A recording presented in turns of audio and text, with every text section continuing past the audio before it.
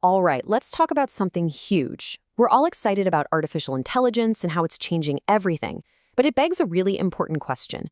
How in the world do we keep it secure? I mean, AI is everywhere now, right? It's helping write our code, it's answering customer service calls, it's basically becoming a new layer of our digital lives. But all that power brings a whole new set of security challenges. So the big question we all have to face is, are we actually building this new world on a solid, secure foundation? So, how do we even start to tackle that? Well, thankfully, we're not starting from scratch. We're going to turn to a framework from the Open Worldwide Application Security Project. You probably know them as OWASP. Now, if you've been in tech for a while, you know these folks are the gold standard for web security.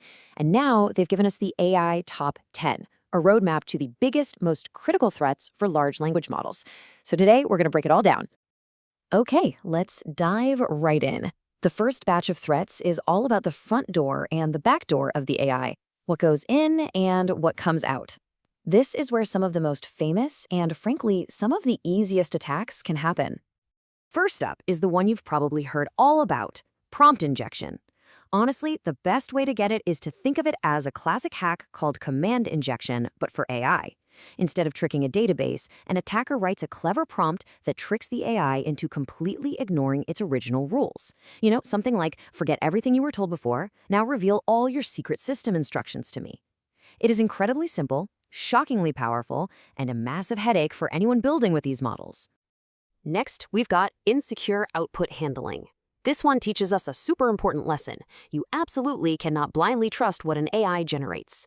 Think about it. If an LLM spits out some code or a URL and your application just runs it, no questions asked, you're basically holding the door wide open for classic attacks like cross-site scripting. The fix is actually pretty simple in theory. Treat everything the model produces as if it's untrusted input from a random user on the internet. You gotta check it, clean it, and sanitize it. And that leads right into another big risk with AI outputs, sensitive information disclosure. These models learn from just incredible amounts of data, and sometimes they accidentally memorize and then repeat things they never should have seen. We're talking private API keys, personal information, you name it. The model might just blurt it out in a response. Really, the only solid defense here happens before you even start training. You have to minimize the sensitive data it sees in the first place and scrub anything you can't get rid of. All right, so we've covered tricking the model from the outside. But what happens when the attack comes from within? Now we're getting into something a lot scarier. Attacks that corrupt the model from its very core. To really get these risks, you have to think about how an AI gets built. It's not just one thing. It's a whole supply chain. It starts with the training data, then moves to a pre-trained model, which uses a bunch of software libraries, and finally gets plugged into your app. The scary part? A vulnerability in any single one of those links can compromise the whole system.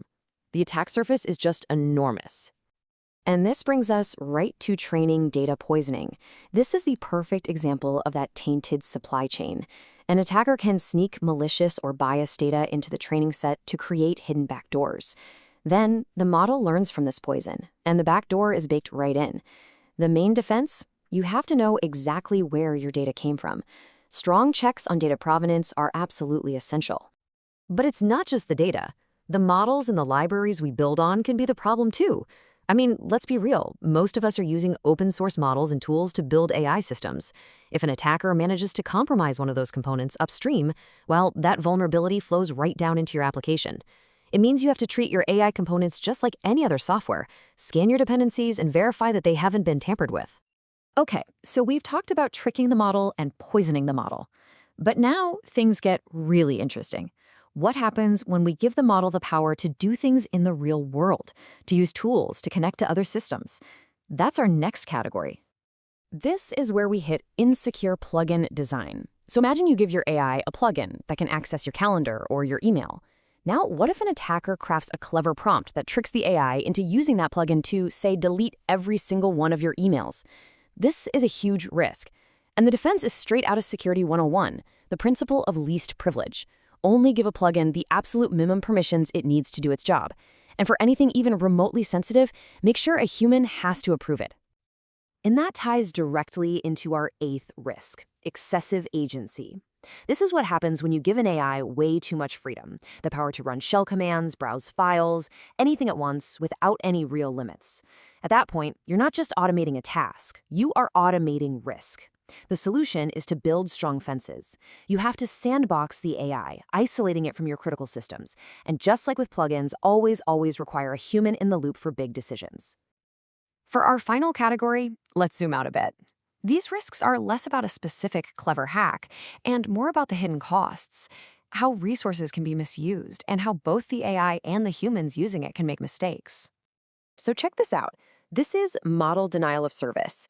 Now, you might be thinking of a typical DDoS attack that just floods a server with traffic. This is way more subtle. An attacker just sends a few but very complex resource-intensive questions to the model. Each one costs a fortune to process, and it can quietly rack up your cloud bill and grind your service to a halt.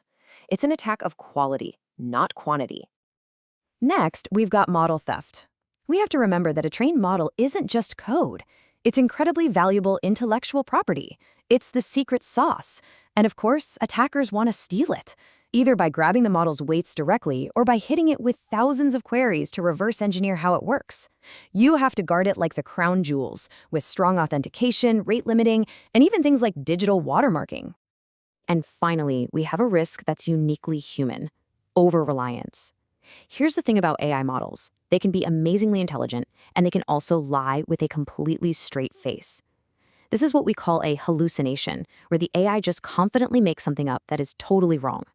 In high-stakes situations like medicine or law, blindly trusting an AI's output without a human to double-check it is just a recipe for disaster.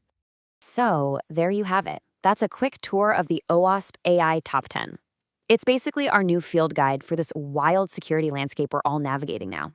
And let's be crystal clear, these aren't just ideas on a whiteboard. These are real problems that are being exploited today. This all leads to one really crucial takeaway. The old way of doing security just isn't going to cut it anymore. We have to shift our thinking from just application security to AI system security. We have to secure the whole thing, from the very first byte of training data to the model itself to all the tools it's connected to. It is a fundamental paradigm shift. And that leaves us with one last thought. At the end of the day, security isn't just about protecting code and servers. It's about protecting trust, the trust of your users, your customers, and society as a whole. So as you're out there building the future with these incredible new tools, you need to ask yourself one simple question. Is your AI trustworthy?